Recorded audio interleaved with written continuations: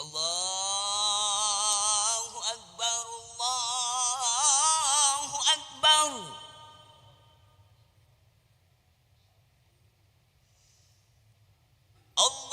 Allahu Akbar,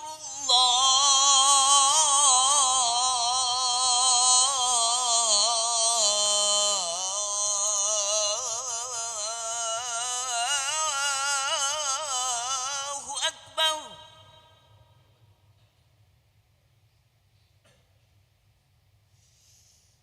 أشهد أن لا إله إلا الله.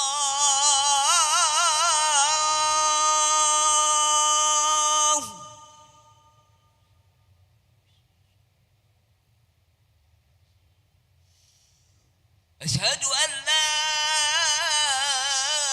إله إلا الله.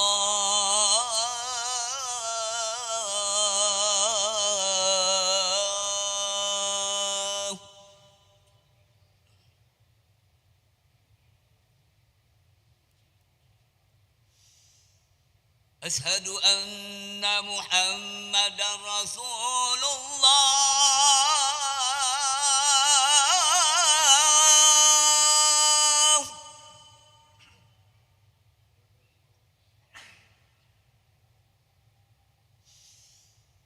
أشهد أن محمدا رسول الله.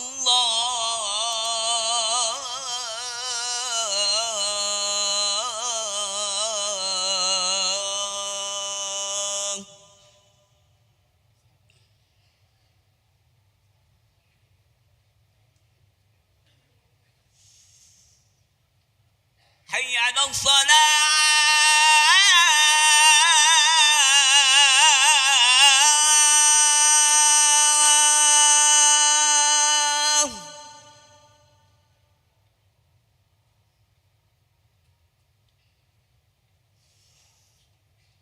حي على الصلاة.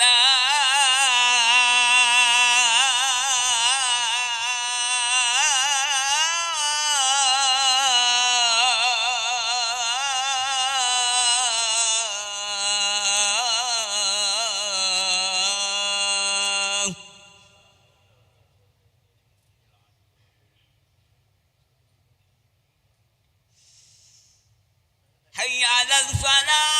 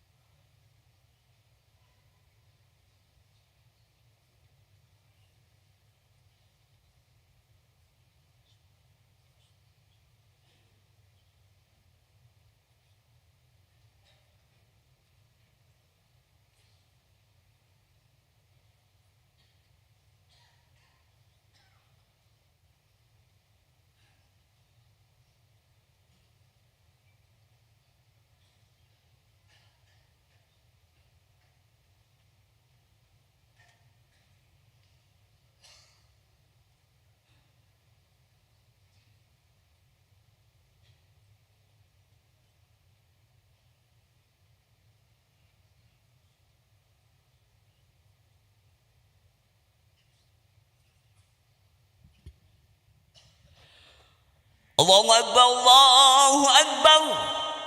Asyhadu an la ilaha illallah. Asyhadu anna Muhammadar Rasulullah. Hayya 'alas shalah, hayya 'alal falah. Qad qamatis salatu, qad qamatis salah. Allahu Akbar, Allahu Akbar. La ilaha illallah. Muhammad Rasulullah sallallahu alaihi wasallam. Qamahullahu Muhammad samawati wal ardh. Subuhakum baina tasawwusu bin tamamis salah.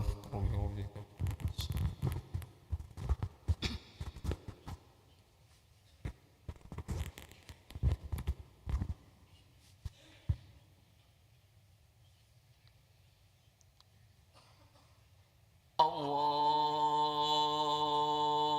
Akbar.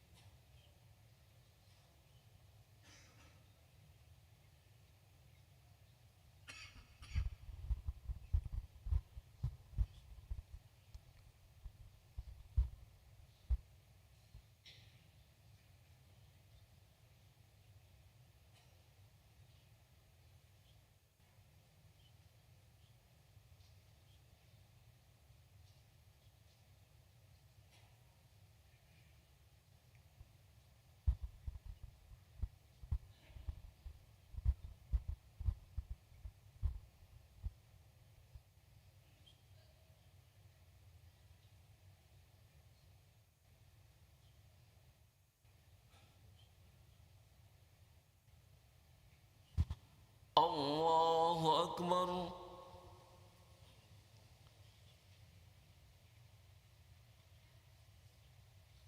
Sami Allahu liman hamidah. Allahu Akbar.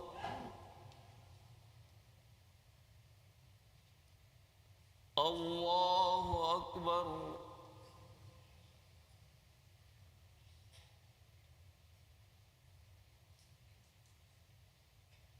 Allahu Akbar.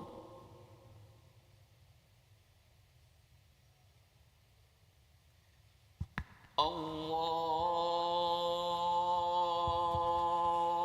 Akbar.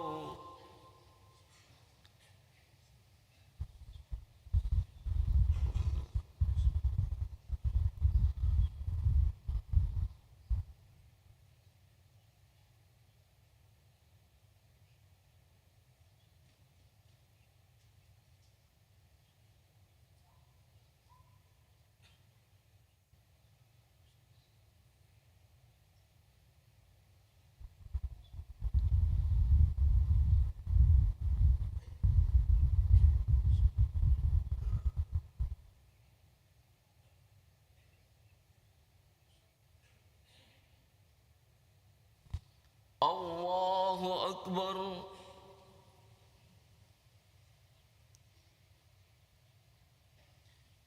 Sami Allahu liman hamidah. Allahu Akbar. Allahu Akbar.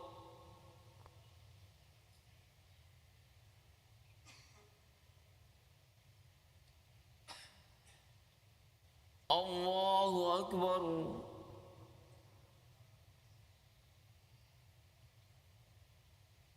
Allahu Akbar.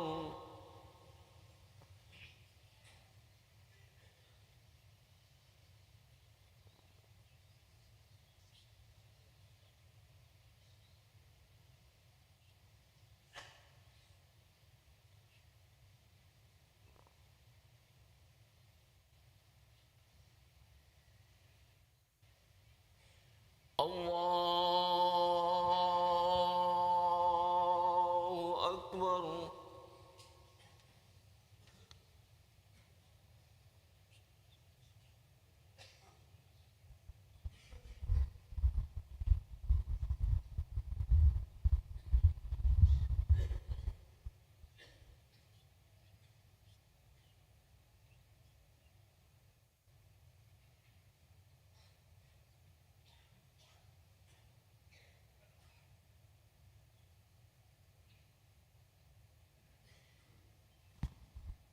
الله أكبر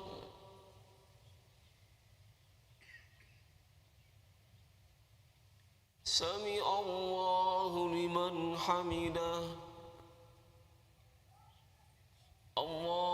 الله أكبر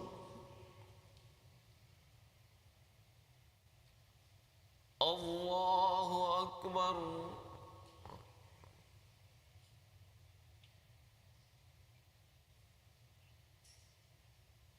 الله أكبر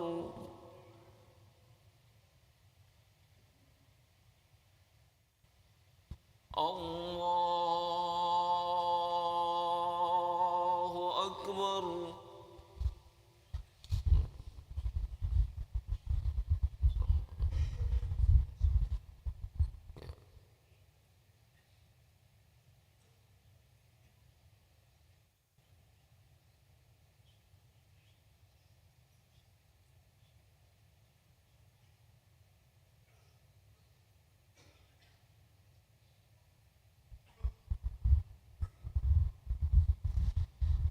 الله أكبر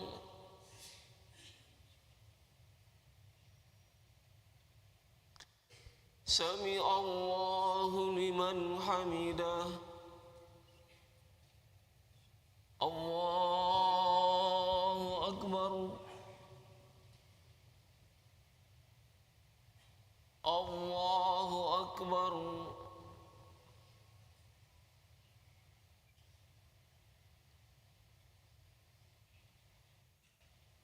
الله أكبر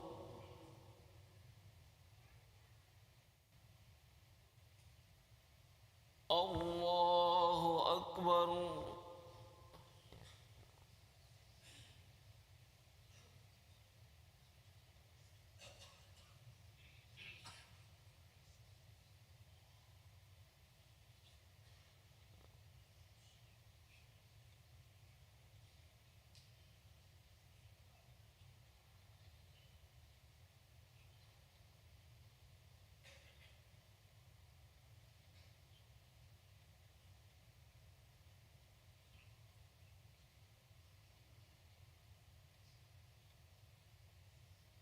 السلام عليكم ورحمة الله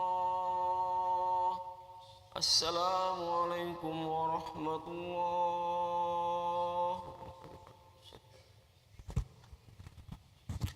أشهد أن لا إله إلا الله أستغفر الله وأسألك رضاك والجنة ونعوذ بك من سخطك والنار أشهد أن لا إله إلا الله أستغفر الله نسألك رضاك والجنة ونعوذ بك من سخطك والنار أشهد أن لا إله إلا الله أستغفر الله نسألك رضاك والجنة ونعوذ بك من سخطك والنار اللهم إنك عفو كريم تحب العفو فاعف عنا اللهم إنك عفو كريم تحب العفو فاعف عنا اللهم إنك عفو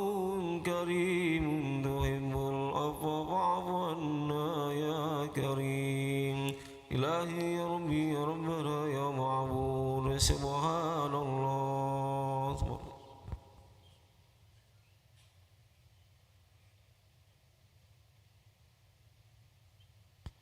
سبحان الله الكريم دائما أبدا الحمد لله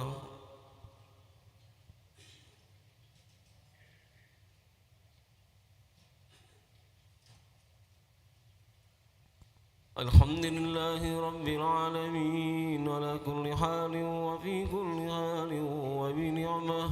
الله أكبر.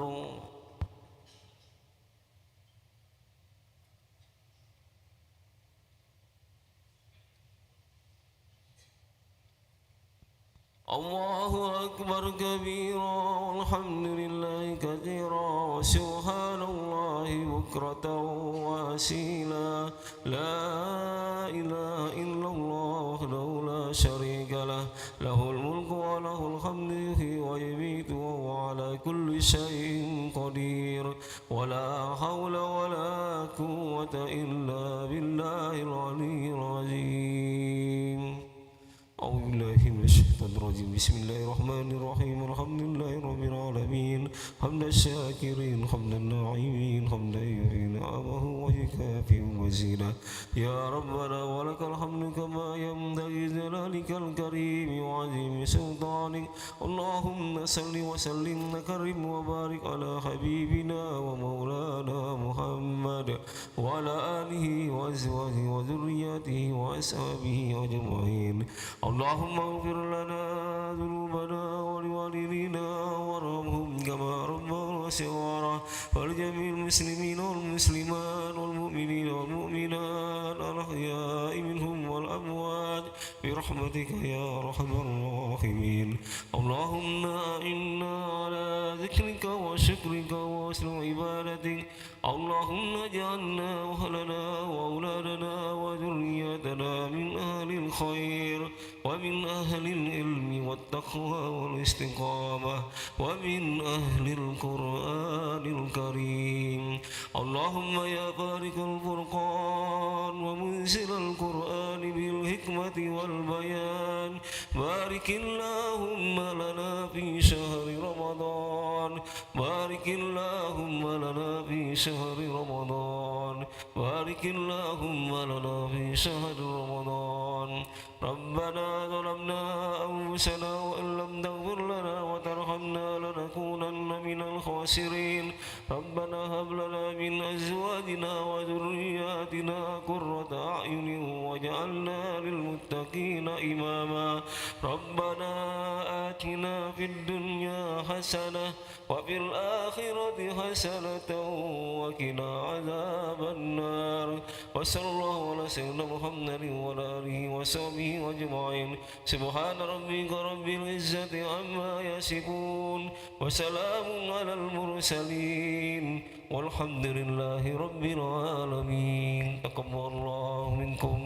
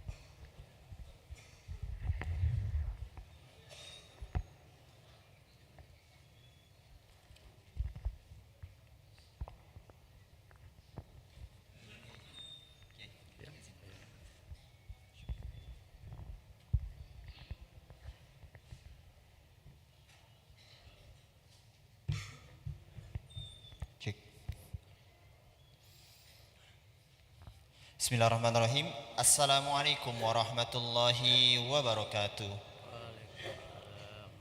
Alhamdulillahi rabbil alamin wabihi nasta'in ala umurid dunya waddin. Assalatu wassalamu ala asrafil anbiya'i wal mursalin وعلى آله وصحبه أجمعين أما بعد. Para hadirin jamaah salat asar Masjid Agung Sultan Mahmud Badarudin Jawi Kromo Palembang dan pemirsa YEKMA TV yang dirahmati Allah Subhanahu wa taala. Alhamdulillah, segala puji bagi Allah yang telah memberikan kita nikmat iman dan sehat. Salawat serta salam semoga selalu tercurahkan kepada junjungan kita, suri tauladan kita, idola kita Nabi Muhammad sallallahu alaihi wasallam beserta para keluarganya, para sahabat serta pengikutnya. Para hadirin yang dirahmati Allah Subhanahu wa taala, alhamdulillah pada hari ini, pada sore hari ini Ahad 20 Ramadan 1445 Hijriah bersamaan dengan tanggal 31 Maret 2024 Masehi telah hadir bersama kita Al-Mukarram Al-Ustadz Kiai Haji Dr. Andes Syarifuddin Ya'qub MHI yang akan menyampaikan ceramahnya dengan tema ciri puasa yang berhasil. Mengawali ceramah kita pada sore hari ini, marilah bersama-sama kita membaca Ummul Quran surah Al-Fatihah. Ala hadihin niyah wa ala kuninatin salihah wa ila hadratin Nabi Muhammad sallallahu alaihi wasallam. Al-Fatihah. A'udzu billahi minasyaitonir rajim. Bismillahirrahmanirrahim. Alhamdulillahirabbil alamin arrahmanir rahim maliki yaumiddin. Iyyaka na'budu wa iyyaka nasta'in. Ihdinas siratal mustaqim. Siratal ladzina an'amta 'alaihim ghairil maghdubi 'alaihim. Dan kami informasikan bahwasanya di akhir ceramah nanti akan ada sesi tanya jawab. Kami persilahkan kepada para jamaah yang ingin bertanya, silahkan mengangkat tangannya dan menuju ke mikrofon yang telah kami sediakan dengan menyebutkan nama dan pertanyaannya. Selanjutnya marilah bersama-sama kita hadirkan hati kita, fokus, khusyuk dengarkan penyampaian ceramah yang disampaikan oleh Al-Mukarram Al-Ustadz Kiai Haji Dr. Andes Syarifuddin Ya'qub MHI. Kepada beliau fa'alaihi falyatafaddal mashkura. Sallu ala Nabi Muhammad. Assalamualaikum warahmatullahi wabarakatuh. Alhamdulillahirabbil alamin. Wabihi nasta'inu ala umurid dunya waddin. Asyhadu an la ilaha illallah wahdahu la syarikalah wa asyhadu anna Muhammadan abduhu wa rasuluh. Allahumma shalli ala sayyidina Muhammadin wa ala alihi wa ashabihi ajma'in. Bapak Ibu hadirin jamaah asar yang dimuliakan Allah SWT dan para pemirsa yang dimuliakan Allah SWT. Syukur alhamdulillah di hari yang ke-20 ini kita masih diizinkan Allah SWT untuk datang ke Masjid Agung ini, ikut sholat berjamaah dan mendengarkan tausiah sehabis sholat. Salawat dan salam semoga dilimpahkan buat junjungan kita Nabi Muhammad sallallahu alaihi wasallam serta keluarga beliau, sahabat-sahabat beliau dan pengikut-pengikut beliau. Bapak Ibu hadirin yang dimuliakan Allah SWT, sudah hari ke-20 ini insya Allah ciri-ciri puasa kita berhasil itu sudah nampak ya. Puasa itu kan seperti sudah kita jelaskan di awal, target Allah SWT la'allakum tattaqun, supaya kamu menjadi orang yang bertakwa. Bertakwa itu imtisalu awamirillahi azza wajal wajtinabu nawahihi sirra wa alaniyah. Mengerjakan seluruh apa-apa yang diperintahkan Allah Subhanahu wa taala dan menjauhi larangan-larangannya baik secara sembunyi-sembunyi maupun terang-terangan. Lalu apa ciri yang sudah berhasil dari puasa itu? Kita dapat merujuk pada firman Allah SWT, a'udzubillahi minasyaitonirrajim, wasari'u ila maghfiratin mir rabbikum wa jannatin arduhas samawati wal ard uiddat lil muttaqin. Segeralah menuju ampunan Tuhanmu dan surga yang luasnya seluas langit dan bumi, uiddat lil muttaqin, disiapkan untuk orang-orang yang bertakwa. Kita ini yang sedang diproses melalui puasa ini supaya bertakwa ya. Jadi sudah disiapkan surga untuk orang yang bertakwa. Tapi apa ciri-ciri orang bertakwa itu? alladzina yunfikuna fis sarra'i wad dharra, yang gemar membelanjakan hartanya di jalan Allah baik ketika lapang maupun ketika sempit. Wal kaziminal ghaiza, sanggup menahan amarah. Wal afina 'anin nas, suka memaafkan kesalahan orang lain. Wallahu yuhibbul muhsinin, Allah menyukai orang-orang yang berbuat baik. Jadi orang yang bertakwa itu suka berbuat baik. Yang pertama, allazina yunfikuna fis sarra'i wad dharra, gemar membelanjakan hartanya di jalan Allah baik ketika lapang maupun ketika sempit. Ukuran lapang itu seperti apa? Rasul SAW dalam sabda beliau menyatakan, laisa alaika say'un fiz zahabi hatta yakuna laka isruna dinaron. Tidak ada kewajiban sesuatu pun bagi kalian sehingga kalian memiliki 20 dinar emas. Fa iza kanat laka isruna dinaron wa halla alai al-haul fa fiha nisfu dinar. Kalau kalian sudah memiliki 20 dinar emas tersimpan selama 1 tahun haul, maka wajib dikeluarkan setengah dinar. Rawahu Abu Daud wal Baihaqi. Jadi dinar ini mata uang yang terbikin dari emas. Jadi alat belanja, alat tukar di masa Rasul itu dinar. Kalau digeramkan emas dinar ini 91,23 per 25 gram. Bagaimana cara menguangkannya? Kita ini biasa suku. Satu suku 6,7. Jadi 91,23 per 25 gram itu kalau disukukan lebih kurang 14 suku. Harga satu suku katakanlah 5 juta. 14 suku 70 juta. Nah itu tanda lapang itu. Siapa yang memiliki 70 juta tersimpan selama haul 1 tahun, biasanya haul kita ini Ramadan ini, maka wajib dikeluarkan 2,5%. 2,5% dari 70 itu 1.750.000. Setiap 10.000 250. Setiap 10 juta 250.000 zakatnya. 70 juta 1.750.000. Nah yang 1.750.000 itu bukan milik orang kaya ini lagi. Allah nyatakan fi amwalihim haqqum ma'lumul lis-sa'ili wal mahrum. Di dalam harta orang yang berpunya itu ada hak as-sa'il, orang yang minta-minta, al-mahrum itu yang tidak minta-minta tapi dalam kesehariannya serba kekurangan. Kurang makan, kurang macam-macam. Siapa yang tahu mereka kurang? Tetangga dekat atau keluarga dekat. Hak mereka. Kalau tidak diberikan, zalim. Menzalimi fakir miskin. Lebih dari itu, kalau dinikmati oleh yang punya uang itu haram. Karena bukan miliknya. Apa kata Rasulullah SAW?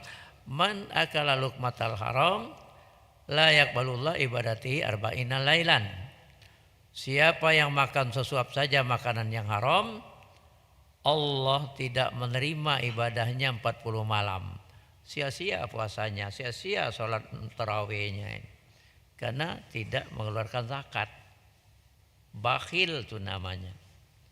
Makanya lebih dari itu imannya anjlok menjadi munafik.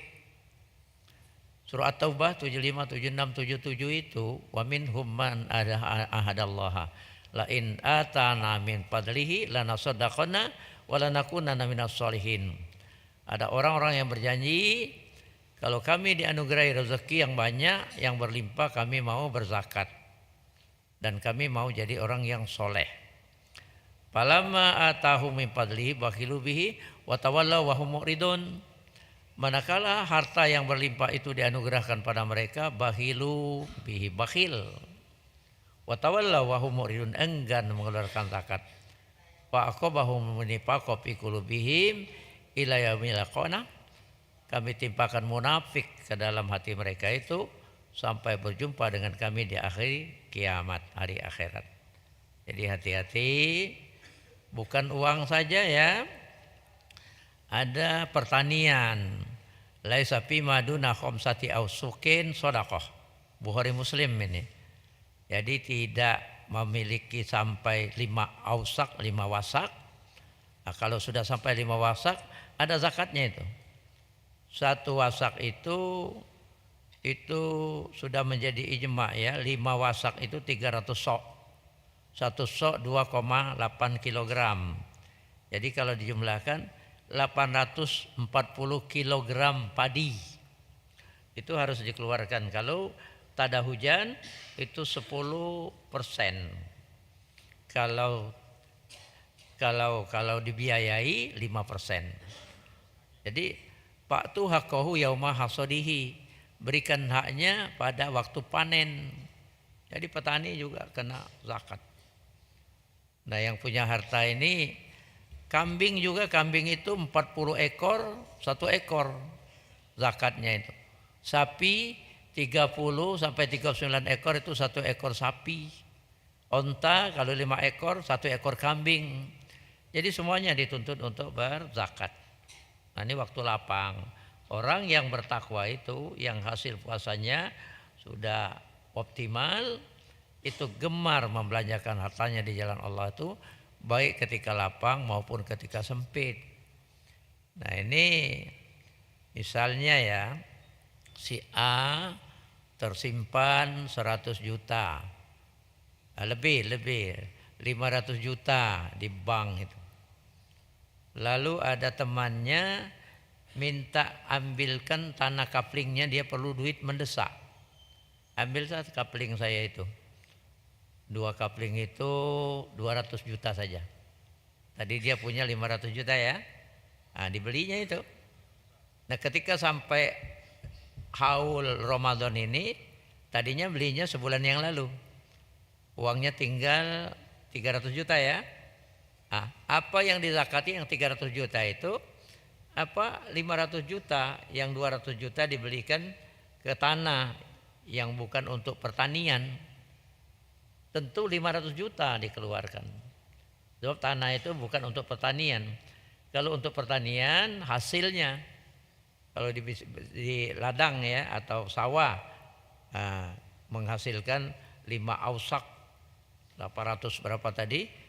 830 kilo ya. Ya, 840 kilo. Keluar itu 5% kalau dibiayai. Nah, kalau tidak cedera imannya itu. Jadi begitu. Karena Allah menitip pada orang kaya itu hak-hak fakir miskin. Wajib diberikan. Nah, yang puasanya berhasil itu terpanggil untuk mengeluarkan zakat. Tidak sayang-sayang dia. Bisarra wa dharra. Ketika sempit juga dia seperti Ali ibn Abi Thalib. Ali ibn Abi Thalib ini diuji. Tapi sebelumnya Ali ibn Abi Thalib ini mendengar sabda Rasul, kalau ada orang minta-minta, kalau ada kasih, kalau tidak ada jangan dicaci, jangan diusir. Karena yang datang itu belum tentu jin, belum tentu manusia. Kalau itu siapa yang datang? Malaikat gitu ya. Nah, Ali ibn Abi Thalib ini ketika pagi hari itu di rumahnya tidak ada apa-apa untuk dimasak. Lalu beliau keluar ngambil upah memerah susu kambing. Dapat upah 30 dirham. Jadi ada mata uang ketika itu dinar, dirham gitu ya. Dirham itu dari perak, dinar itu dari emas. Ketika akan belanja ada orang terbongkok-bongkok minta-minta. Dilihat oleh Ali ibn Thalib seperti dia ini sangat membutuhkan. Dikasihkannya semua 30 dirham itu. Padahal di rumahnya tidak apa-apa. Ini pisarok wa dharra ketika sempit ya. Lalu pulang bercerita saja dengan Siti Fatimah istri beliau. Tadi sudah dapat 30 dirham. Tapi ketika akan belanja ada orang yang minta-minta. Saya lihat sepertinya dia lebih membutuhkan, saya kasihkan semua. Apa komentar istri Ali ibn Abi Thalib, Siti Fatimah anak Rasul itu, ya kalau ada orang yang lebih membutuhkan, tidak apa-apa dikasihkan. Oh itu Fatimah dulu itu, ya. Kalau Fatimah milenial ini bodoh. Kepentingan kita dulu, nanti dulu orang lain, kan gitu. Milenial. Nah, begitu Siti Fatimah istri anak Rasulullah SAW. Lalu izin keluar lagi. Di tengah perjalanan ada laki-laki. Tolong jualkan kuda saya ini. Saya menerima 300 dirham. Dibawa oleh Ali bin Abi Thalib ke pasar, laku 600 dirham. Berapa keuntungannya? 300 dirham, 10 kali lipat 30 dirham yang disedekahkannya tadi. Subhanallah. Belanja, pulang ke Siti Fatimah, lalu ke masjid. Rasul sudah ada di masjid, senyum Rasul melihat Ali masuk. Udah sholat sunat, Ali, siapa laki-laki yang datang kepadamu tadi itu?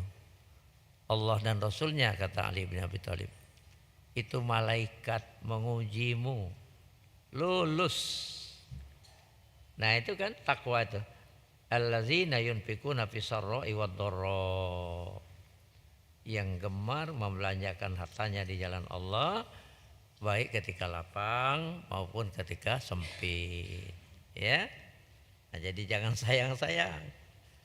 Sebab kalau kita memberi sedekah itu, malaikat itu berdoa, ya Allah limpah ruahkanlah rezeki orang ini. Tapi kalau pelit, ya Allah hancurkanlah harta orang yang pelit ini, kata malaikatnya. Percaya enggak itu kata Rasul itu, ya. Nah, wal kadhiminal ghaiza, ciri kedua orang yang berhasil puasanya itu sanggup menahan amarah. Emosinya terkendali. Sebab kata Rasul, asyamu junnah, puasa itu perisai. Kalau ada orang yang mencaci makimu, bahkan ada orang yang mau memukulmu, katakan inni soim, aku sedang puasa. Itu menahan emosi. Orang sudah mencaci maki, tapi tidak boleh dibalas. Itu ujiannya. Berhasil tidak puasanya nih? Kalau dibalas ada cedera pahala puasanya. Nah, ketika Abu Bakar As-Siddiq duduk di samping Rasulullah SAW, ada orang Yahudi mencaci maki Abu Bakar. Abu Bakar diam, dibiarkannya dulu. Lama-lama terpancing juga Abu Bakar. Bangkit dia, dibalasnya cacian orang Yahudi itu, Rasul lari. Dilihat oleh Abu Bakar, ya Rasul, kenapa engkau tadi ketika aku diam, kau duduk di sampingku, tetapi ketika aku membalas cacian orang Yahudi itu engkau lari. Kata Rasul SAW, ketika engkau diam itu malaikat mendampingimu, tapi ketika engkau mulai membalas itu iblis yang mendampingimu. Aku tidak mau duduk dekat iblis, kata Rasulullah. Jadi emosional itu, marah itu pancingan iblis, ya. Emang kan iblis itu pernah membuka rahasia kepada Nabi Musa alaihissalam, karena Nabi Musa sudah berjasa. Apa jasanya? Iblis minta sampaikan kepada Allah, wahai Musa, sampaikan kepada Allah, aku nak bertobat. Disampaikan oleh Nabi Musa alaihissalam, ya Allah, iblis berpesan kepadaku dia mau bertobat. Kata Allah, wahai Musa, katakan kepada iblis itu, kalau mau bertobat sujud di kuburan Nabi Adam alaihissalam. Disampaikan oleh Nabi Musa. Iblis, ini Allah sudah jawab permohonanmu itu. Katanya syaratnya kau sujud di kuburan Nabi Adam. Musa, kata iblis, sedangkan aku diperintahkan sujud waktu Nabi Adam hidup, lagi aku tidak mau, apalagi lah mati. Dasar iblis. Tapi kau sudah berjasa. Aku tunjukkan 3 rahasia. Pertama, ketika engkau marah, kami masuk ke dalam jaringan saraf. Memang kata Rasul, inna syaitan yajri 'alan nasi majrad dam. Sungguhnya setan itu masuk ke dalam tubuh manusia itu melalui saluran darah.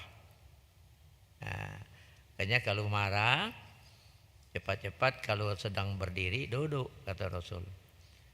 Kalau sedang duduk marah itu baring. Kalau baring masih marah, berwudu. Kalau berwudu masih marah, baca Al-Quran.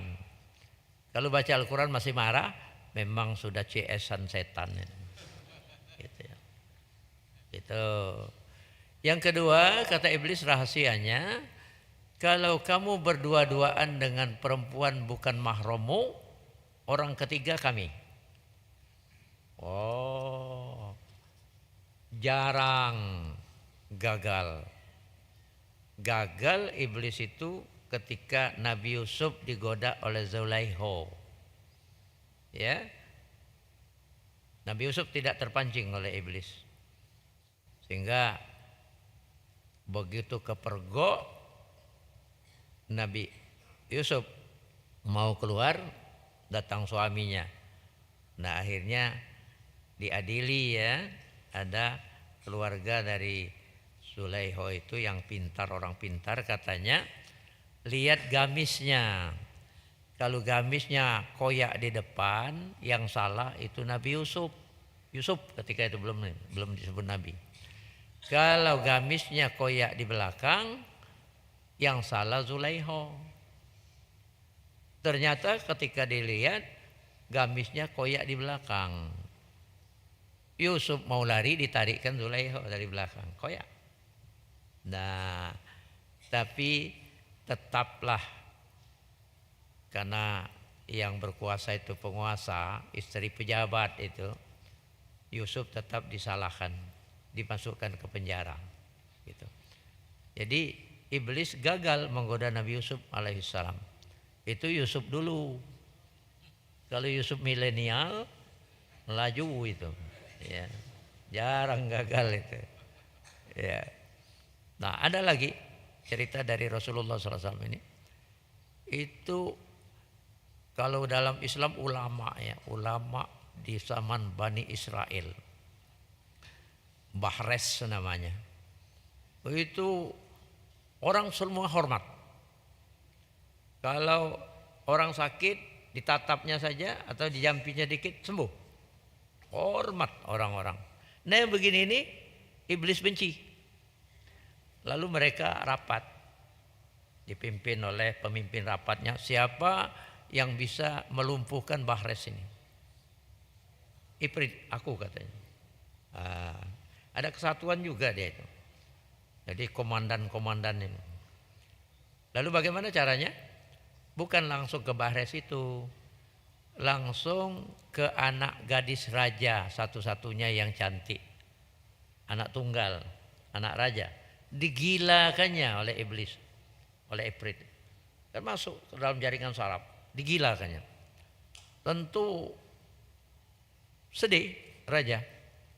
Nah, lalu kata Ifrit ini berbisik kepada pengawal raja, bilang kepada rajamu itu jangan gawal, jangan jangan susah, jangan sedih, antarkan saja ke Bahres. Diantar ke Bahres, baru ditatap-tatapnya saya sembuh. Tapi seminggu sembuhnya itu, ngulang lagi, digilakan lagi oleh Ifrit itu, lebih parah dari yang seminggu sembuh tadi itu. Nah, lalu dibisikinya lagi kepada pengawal raja, jangan susah, antar ke Bahres, rawat inap. Tadi rawat jalan kan, diantarkan anak gadis ini rawat inap. Bahres ini bujangan, ya, makan bersama, minum bersama, bercanda, terbuka sedikit astagfirullah mula-mulanya. Lama-lama terpancing. Itu tadi. Dua, perempuan laki-laki yang bukan mahram, yang ketiga setan, iblis. Terjadilah yang mestinya tidak boleh terjadi. Padahal ulama ini, ya ulama pada masa Bani Israel sudah sekali ngulang, lama-lama hamil. No, bengong Bahres ini. Pastilah raja murka nanti. Lalu langsung Ifrit tadi berbisik kepada Bahres, jangan gusar, bunuh saja, cepat kuburkan dan bilang kepada raja bahwa diserang penyakit wabah kayak COVID ya. Kalau tidak dikuburkan akan menular ke seantero negeri. Diturutnya oleh Bahres itu bisikan iblis itu tadi, dibunuhnya, dikuburkannya. Lama-lama raja coba, anak gadisku itu bagaimana kabarnya? Pengawal raja datang, dijelaskan juga oleh Bahres, diserang wabah penyakit ya, kalau tidak cepat dikuburkan akan menular ke seantero negeri. Disampaikan kepada raja. Mula-mula raja nerima. Barulah Ifrit tadi langsung ke raja. Raja, anak gadismu itu bukan diserang penyakit, dia dihamili oleh Bahres. Takut ketahuan raja, dibunuhnya, dikuburkannya. Alasannya kena penyakit yang menular. Berang raja, tangkap Bahres, dipancung Bahres. Jadi iblis ini memang khutuwatis syaiton ya. Jangan ikuti langkah setan, innahu lakum aduwwum mubin, musuh kalian yang nyata. Makanya di bulan Ramadan ini iblis tuh tidak berkutik ya, sedang dibelenggu. Nah, makanya nanti habis mulai 1 Syawal dia berperan lagi itu. Hati-hati. Nah, bagi yang puasanya berhasil, insya Allah dia akan dijaga oleh Allah SWT. Ya. Wal kaziminal ghaiza wal afina anin nas, suka memaafkan kesalahan orang lain. Pemaaf itu sifat-sifat orang yang bertakwa ya, tidak dendam. Orang yang suka minta maaf atas kesalahannya itu orang yang yang kualitasnya tinggi itu. Ya, berbesar hati. Kalau dia salah cepat minta maaf. Nah, orang yang baik juga cepat memaafkan kesalahan orang lain. Emang kita ini terbagi berapa tuh? Ada yang cepat marah, cepat memaafkan. Ada yang lambat marah, lambat memaafkan. Ada yang lambat marah, cepat memaafkan. Ada yang lambat marah, lambat ya. Jadi yang bagus yang mana itu? Yang lambat marah, cepat memaafkan. Dilatih. Wallahu yuhibbul muhsinin. Nah, memang Allah itu menghendaki amalan yang terbaik ya. Dalam surah Al-Mulk itu tabarakallazi biyadihil mulku wa huwa ala kulli syai'in qadir. Allazi khalaqal mauta wal hayata liyabluwakum ayyukum ahsanu amala wa huwal azizul ghafur. Allah yang menciptakan ada kematian, ada kehidupan ini untuk menguji siapa di antara kalian ini ahsanu amala, yang paling baik amalnya. Jadi Allah menyukai amalan-amalan yang baik ya. Nah, apa amal itu? Amal itu harikotil jawari, gerakan anggota tubuh. Kita ini dilengkapi Allah 7 anggota tubuh. Lidah, mata, telinga, parat, perut, tangan dan kaki. 7 ya. Nah, kalau 7 anggota tubuh kita itu bergerak, itu beramal. Namanya beramal. Tapi kapan amal kita itu bernilai ibadah? Apabila yatasarrafu min nikmatillahi ala sabilil khair. Kalau 7 anggota tubuh itu kita gunakan, kita gerakkan menurut aturan yang baik. Sabilil khair itu jalan yang baik. Jalan yang baik itu syariat. Ya. Nah, itu baru nilainya ibadah. Kalau anggota tubuh kita itu digerakkan melawan syariat, menentang syariat, itu maksiat. Nah, jadi yang dikehendaki Allah amalan-amalan yang baik, ahsanu amala. Yang maksiat jauhkan. Makanya takwa itu mengerjakan apa yang diperintahkan dan menjauhi apa yang dilarang. Nah, di samping terbaik, Allah menginginkan yang benar. Jadi bukan yang baik, apa yang baik pasti benar, apa yang benar pasti baik. Gitu ya.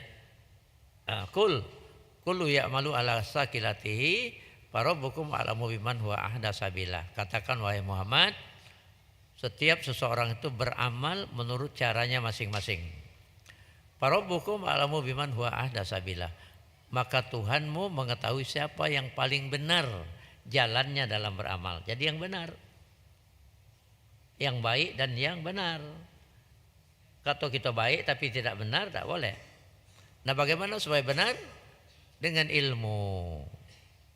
Bagaimana supaya memperoleh ilmu? Belajar.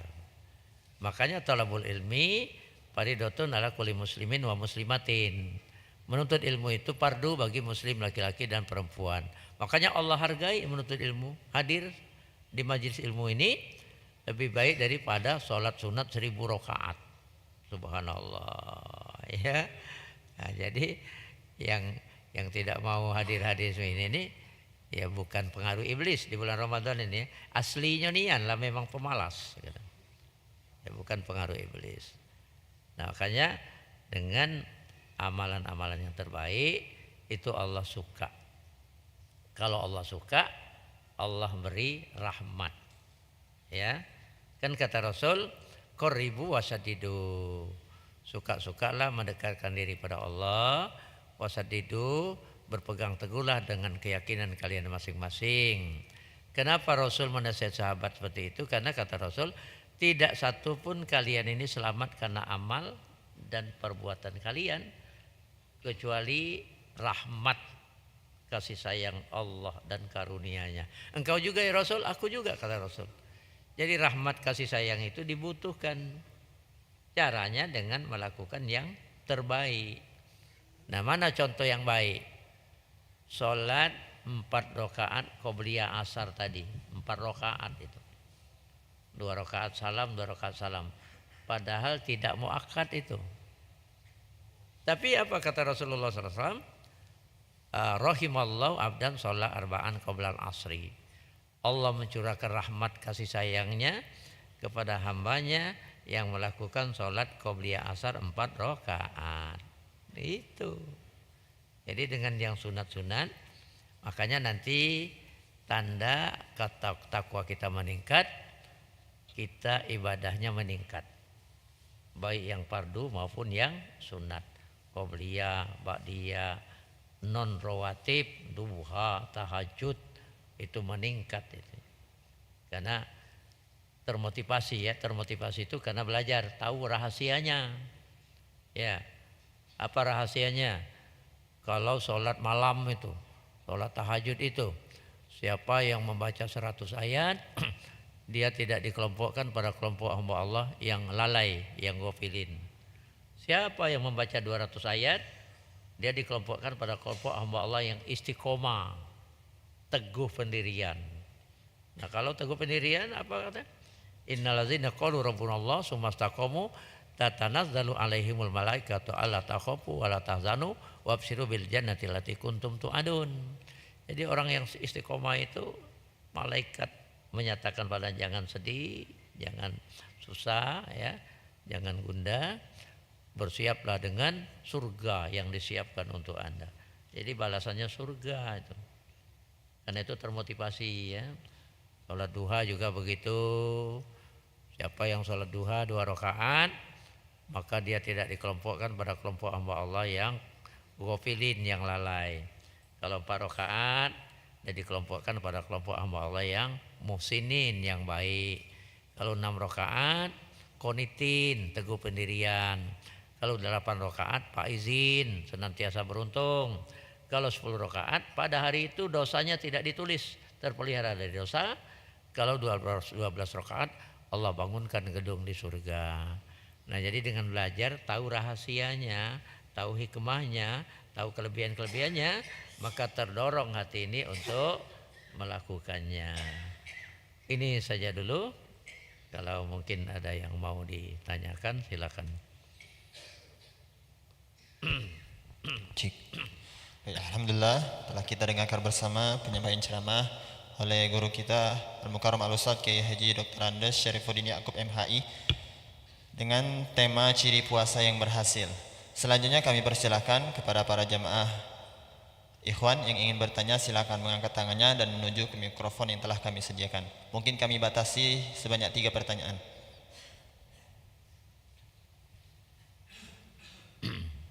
Assalamualaikum warahmatullahi wabarakatuh. Waalaikumsalam. Nama saya Ahmad Sobri, tinggal di Jalan Tebak Baru, sebelah Solo. Ini Pak Ustadz, mengenai masalah zakat fitrah, ukuran untuk satu golongan ataupun perorangan, itu batas minimal harta yang ditinggalkan yang masih berada di kantong pribadi itu berapa? Kemudian kalau seandainya pada saat malam hari raya lebaran ya, itu kita memiliki uang 1 juta atau 500.000, karena kita sudah berpuasa selama 1 bulan penuh, apakah lebih afdal kalau kita mengeluarkan zakat dari uang 1 juta atau 500.000 itu, ataukah tidak wajib? Wajib atau tidak hukumnya? Tetap wajib atau tidak? Hukumnya mengeluarkan zakat karena ia sudah menjalankan puasa 1 bulan penuh. Itu saja pertanyaannya 2. Terima kasih jawabannya. Assalamualaikum warahmatullahi wabarakatuh. 100 juta itu tadi ya. 500.000. 500.000 belum masuk nisab. Ya, nisab itu tadi 20 dinar emas 70 juta. Jadi di bawah 70 juta itu sedekah biasa, sunat baik. Ya. Jadi kalau ada yang meninggal dunia, dia meninggalkan harta 200 juta, ya mungkin belum berzakat ya, keluarkan dulu zakatnya. Kalau 100 juta itu berapa itu? 2,5 juta 100 juta itu ya. Kalau 200 juta jadi 5 juta zakatnya itu. Keluarkan dulu zakat. Kalau di bawah itu belum masuk nisab namanya. Nisabnya itu minimal 20 dinar emas tadi itu. Kalau dikurskan 14 suku, kalau sekarang harga satu suku berapa?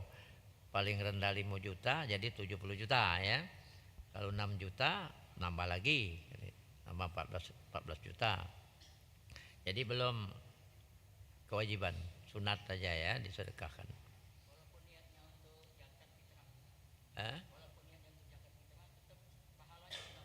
Tetap dapat. Ya.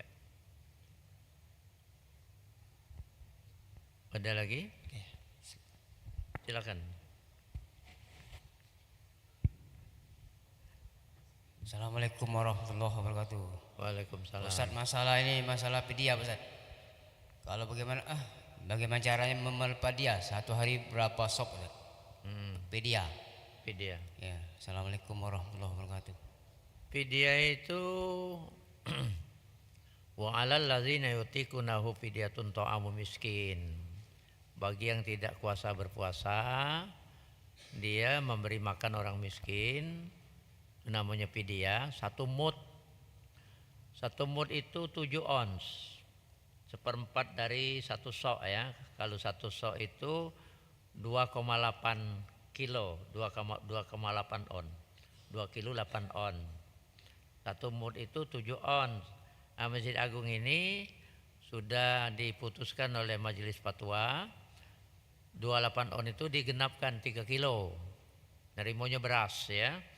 Sebab dalam mazhab Syafi'i zakat fitrah itu kutil balad, makanan pokok yang mengenyangkan. Tidak boleh duit. Kalau duit itu Hanafi itu. Jadi 1 sok itu dibulatkan jadi 3 kilo, 1 mud itu 7 on dibulatkan sekilo. Jadi setiap 1 hari dia tidak berpuasa, dia membayar fidyah 1 kilo beras, makanan pokok ya, karena mazhab Syafi'i. Kalau mazhab Hanafi itu duit, jadi ada ugno itu kayakan orang miskin itu pada hari raya itu. Mengayakan orang miskin itu bukan saja dengan makanan pokok, tapi dengan kimah, dengan harganya. Itu Imam Hanafi ya, jadi harga. Tapi kiasnya bukan dengan harga beras Imam Hanafi itu. Harga makanan pokok di masa Rasul. Farada Rasulullah SAW zakat al-fitri so'an min tamrin au so'an min sa'irin ala kulli hurin au abdin zakaril unsa minal muslimin. Rasul memfardukan zakat fitrah kepada kaum muslimin ini 1 sok kurma atau 1 sok gandum. Jadi hadisnya 1 sok kurma atau gandum. Nah, oleh Imam Syafi'i dikiaskan. Dicari ilatnya, latar belakang hukumnya. Kenapa zakat fitrah diwajibkan Rasul kurma atau gandum? Oh, kurma atau gandum itu kutil balad, makanan pokok yang mengenyangkan. Makanya dikiaskan. Di wilayah yang makanan pokoknya mengenyangkan beras, boleh beras. Kalau dulu di Maluku itu apa? Sagu. Ya dengan sagu. Di Madura dulu jagung. Tapi sekarang lah beras kalau ya. Jadi beras. Jadi istiqomah ya, dengan konsisten dengan mazhab Syafi'i, beras. Gitu. 1 kilo sehari. Oke, mungkin kami berikan 1 kali kesempatan lagi pada jamaah.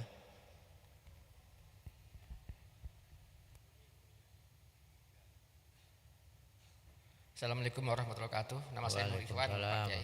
Saya ingin bertanya Pak Kiai, yang pertama, zakat itu kan zakat mal maksud saya itu kan harta yang halal.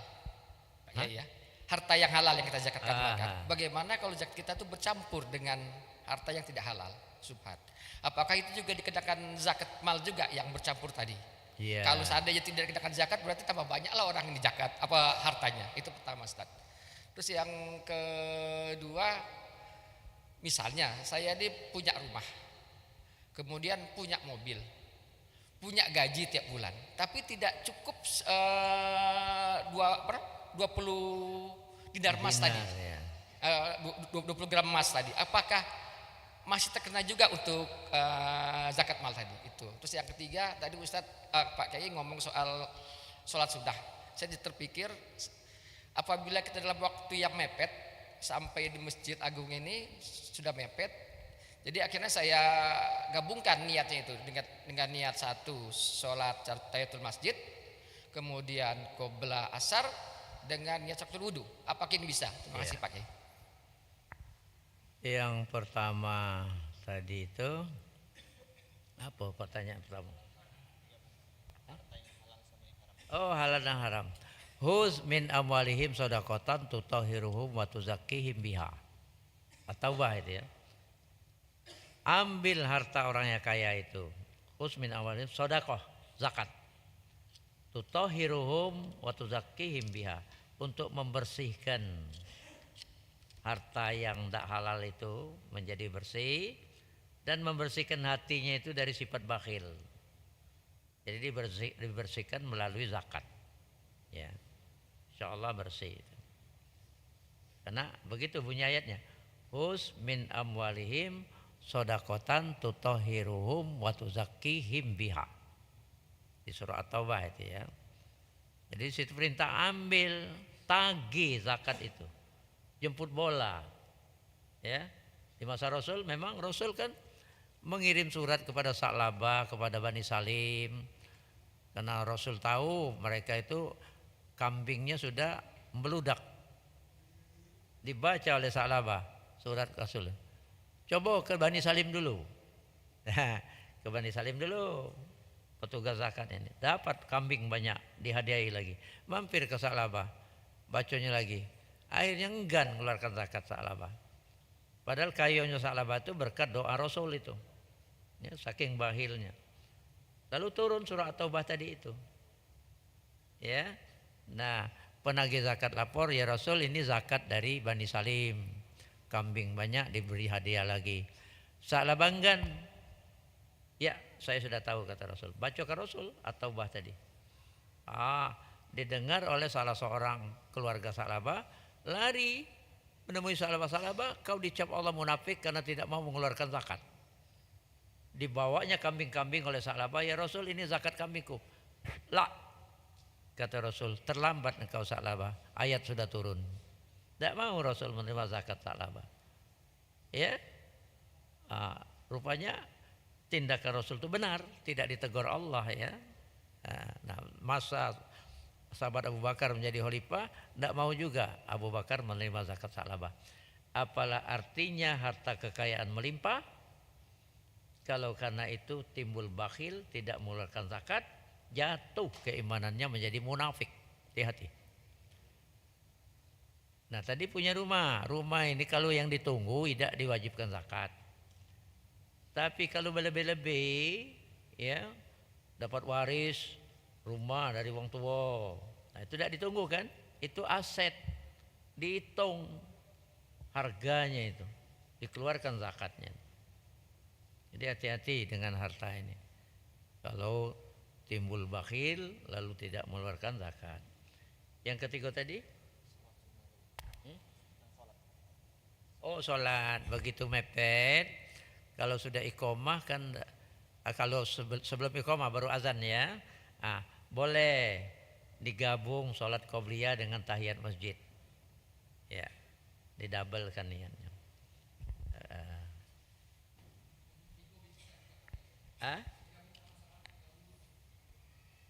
Boleh digabung. Ya. Tapi itu kalau kepepet ya. Kalau sebagusnya gawikan galau. Ya. Tahiyat masjid iyo, qobliyah iyo, syukur wudu juga. Berwudu ini dianjurkan Rasul itu di rumah. Siapa yang membaguskan wudunya di rumah, lalu menuju masjid, langkah demi langkah itu menghapuskan dosa-dosa, dicatat kebaikan. Gitu ya. Nah, lalu syukur wudunya itu di rumah. Siapa yang membaguskan wudu, lalu sholat 2 rakaat, qul ya ayyuhal kafirun, qul huwallahu ahad, maka dia dimasukkan ke surga. Balasannya surga. Ya kan kata Rasul, wahai Bilal, apa yang kau lakukan sehingga aku mendengar suara terompahmu di surga? Kata Bilal, aku tidak pernah meninggalkan yang kau anjurkan ya Rasul. Baik malam maupun siang ketika aku berwudu, aku melakukan sholat. Sholat syukur wudu. Gitu. Oke. Mungkin karena keterbatasan waktu kita cukupkan sesi ceramah pada sore hari ini. Selanjutnya kita mintakan kepada Kiai untuk memimpin doa sebagai penutup ceramah pada sore hari ini. Ya, sampai di sini dulu. Mohon maaf kalau ada hal-hal yang kurang berkenan. Kepada Allah kita mohon ampun. Billahi taufiq wal hidayah. Assalamualaikum warahmatullahi wabarakatuh. A'udzubillahi minasyaitonir rajim. Bismillahirrahmanirrahim. Alhamdulillahirabbil alamin. Hamdan syakirin, hamdan naimin, hamdan yuwafi ni'amahu wa yukafi'u mazidah. Ya Rabbana lakal hamdu kama yanbaghi li jalali wajhikal karimi wa azimi sultanik. Allahumma shalli ala sayyidina Muhammad wa ala sayyidina Muhammad. Rabbana zalamna anfusana wa illam taghfir lana wa tarhamna lanakunanna minal khasirin. Rabbana ighfir lana dzunubana wa liwalidina warhamhum kama rabbawna shighara. Wa li jami'il muslimin wal muslimat wal mu'minina wal mu'minat al ahya'i minhum wal amwat bi rahmatika ya arhamar rahimin. Allahumma bihaqqi asma'ikal husna ya Allah ya Rahman ya Rahim ya Qadir ya Sami ya Basir ya Dzul Jalali wal Ikram ya Dzul Arsyil Majid ya Fa'alu lima yurid. Wa bihaqqi nabiyika Muhammadin sallallahu alaihi wasallam wa bihaqqi la ilaha illallah Muhammadur Rasulullah. Ij'alna ya Rabbi min ibadikal mutatahhirinal muttaqinal mukhlisinal syakirin. Waj'al qulubana quluban mutmainnatan khashi'atan mutawaddi'atan wariqatan wa khusu'an wa tadarruan ilaika imanan bi qudratika innaka sami'ud du'a. Wa sallim qulubana min sifatil kibriya wariya wal ujbi wasum'a wal ghiba wa su'iz zanni wan namima bi rahmatika ya arhamar rahimin. Allahumma ahrijna min zulumatil wahmi wa akrimna bi nuril fahmi waftah alaina bi ma'rifatil ilmi wasahhil lana abwaabal ika ya arhamar rahimin. Allahumma arinal haqqa haqqa warzuqna ittiba'ah wa arinal batila batila warzuqna ijtinabah. Allahumma ja'al jam'ana hadza jam'an marhuma wa tafarruqana min ba'dihi tafarruqan ma'suma. Rabbana hab lana min azwajina wa dzurriyyatina qurrata a'yunin waj'alna lil muttaqina imama. Rabbana atina fid dunya hasanah wa fil akhirati hasanah wa qina azabannar wa adkhilnal jannata ma'al abrar ya aziz ya ghaffar ya rabbal alamin. Sallallahu ala sayyidina Muhammadin nabiyil ummi wa ala alihi wa sahbihi ajmain. Subhana rabbika rabbil izzati amma yasifun wa salamun alal mursalin walhamdulillahi rabbil alamin. Taqabbalallahu minkum. Dengan berakhirnya doa tadi, maka berakhir pula ceramah pada hari ini. Kemudian kami informasikan menjelang berbuka nanti akan ada ceramah yang akan disampaikan oleh Al-Mukarram Al-Ustadz Profesor Dr. Haji Fajri Ismail MPDI. Saya Muhammad Torizul Fikar dari Ikatan Remaja Masjid Agung Palembang. Mohon maaf jika ada kesalahan kata, kepada Allah kita sama-sama mohon ampun. Saya pamit undur diri. Wassalamualaikum warahmatullahi wabarakatuh.